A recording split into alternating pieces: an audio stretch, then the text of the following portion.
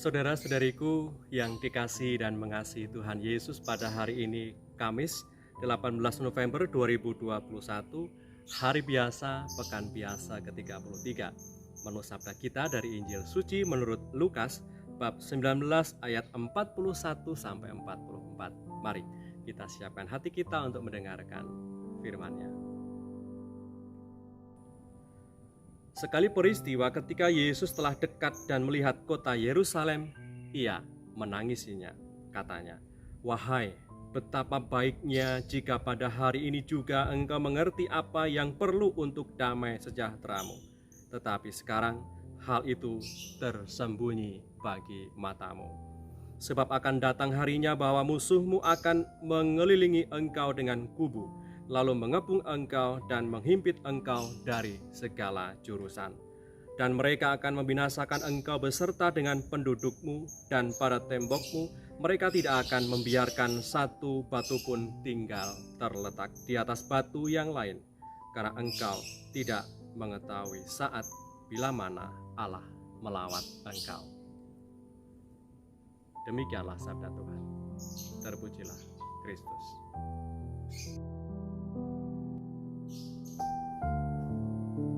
Saudara-saudariku yang terberkati, menangis adalah ungkapan keterlibatan emosional yang begitu dalam.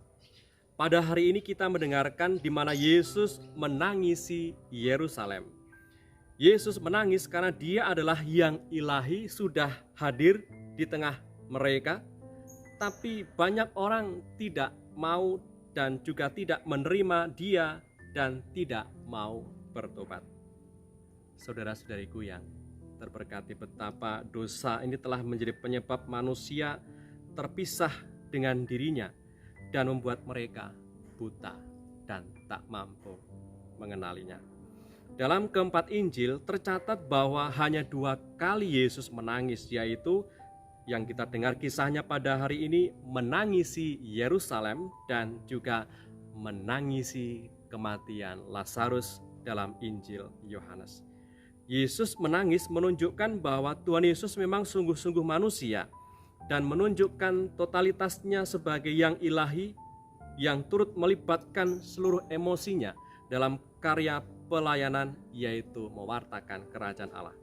Yesus menangis sebagai ungkapan kerinduannya yang begitu dalam agar semua orang selamat dan mengalami damai sejahtera. Saudara-saudariku yang terberkati, kenyamanan selalu menjadi prioritas hidup manusia, baik dalam hal relasi, memilih pasangan hidup, memilih tempat tinggal, memilih pekerjaan, memilih kendaraan, dan segala hal yang kita pilih, kita menjadi prioritas kita adalah apakah dengan memilih itu kita merasa nyaman. Dan seringkali orang tidak mencari apa yang perlu untuk hidupnya, tetapi apa yang nyaman menurutnya.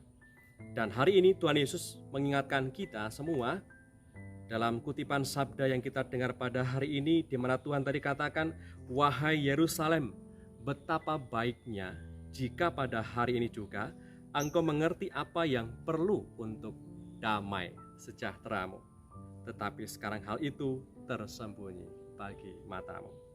Yang perlu untuk damai sejahtera kita adalah pertobatan, sikap pertobatan kita, menyesali dosa dan menerima Dia sebagai jalan kebenaran dan hidup. Maka mari kita melihat ke kedalaman diri kita masing-masing.